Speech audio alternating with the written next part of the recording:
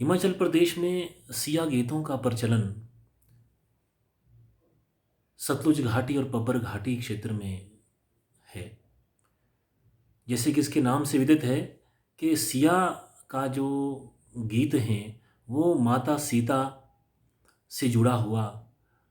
जो प्रसंग है, जो रामायण से जुड़ा हुआ प्रसंग है, उसी के ही गीत, उसी के ही पद इसमें गाए जाते हैं। इधर सतलुज घाटी में बड़ा गाँव सांगरी क्षेत्र में ये एक ऐसी परंपरा थी कि दिवाली से ठीक 15 दिन पहले देवालय में, उनके प्रांगण में ग्राम बधुएं और वहाँ के जो पुरुष हैं वो सायंकाल में एकत्रित होकर के रामायण के पदों को, जिनको हम सिया कहते हैं, उन पदों को वो गाते थे। और लगभग ये जो कार्यक्रम था वो लगभग 2-3 घंटे चलता था और यह कार्यक्रम दिवाली के दिन ही संपन्न होता था। दिवाली के दिन भडराना जलता था, जिसको हम अलाव कहते हैं, और वो अलाव जो हैं राजा बलि का प्रतीक हैं। और इस तरह से दिवाली से 15 दिन पहले सिया गाने का प्रचलन सतलुज घाटी के कुमारसर वाले क्षेत्र में और सुगेत के क्षेत्र में रहा है। इसके अलावा सिया गीतों का प्रचलन पर्व के दिनों के साथ साथ कभी लोकोत्सव में भी इसका प्रचलन रहा है। यदि कोई लोकोत्सव है, कोई मेला है, कोई देवोत्सव है,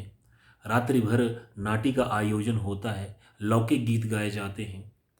और अंत में जाकर के ब्रह्म मुहूर्त में, ब्रह्म बेला में, उषा काल में जो हैं वो जो नर्तक होते हैं, जो गायक मंडलियाँ होती हैं, वह बाजू अपने हाथों को विस्तार दे करके, हाथों से पकड़ करके एक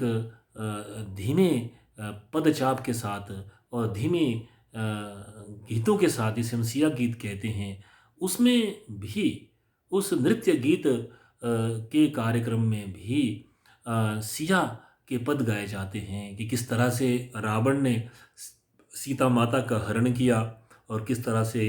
हनुमान जी का सागर को लांघ करके सीता की सुधि के लिए वो गए, अंगद का जाना, और उसके बाद राम रावण युद्ध, और तदुपरांत किस तरह से अयोध्या आकर के और अयोध्या में भी माता सीता की जो परीक्षा होती है, उसके बाद उनके जो त्याग, उनके द्वारा भूमि में समाधि लेना, ये सारे प्रसंग बड़े भावप्रवण ढंग से गाए जाते हैं। इस तरह से सिया गीतों की जो एक एक स्वस्थ परंपरा इस सतलुज घाटी और पब्बरगिरी घाटी में प्रचलित है। इन गीतों के माध्यम से ये आभास होता है कि इस मध्य खंड में, इस लेसर हिमालय क्षेत्र में पहले से लेकर हम कह सकते हैं कि प्राचीन काल से लेकर वैष्णव धर्म की परंपरा रही है और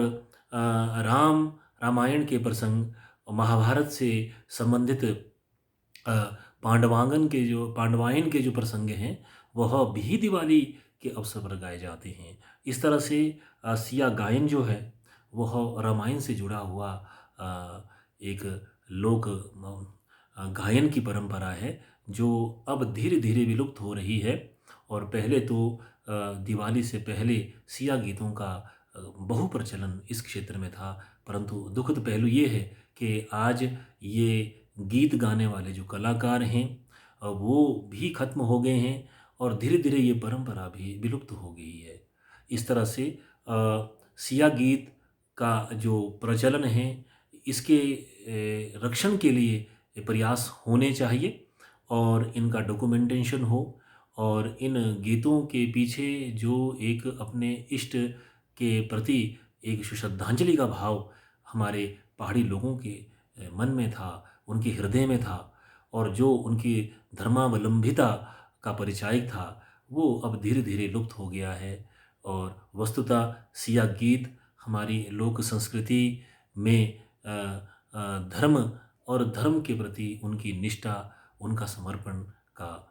को प्रतिबिंबित करने वाले गीत थे।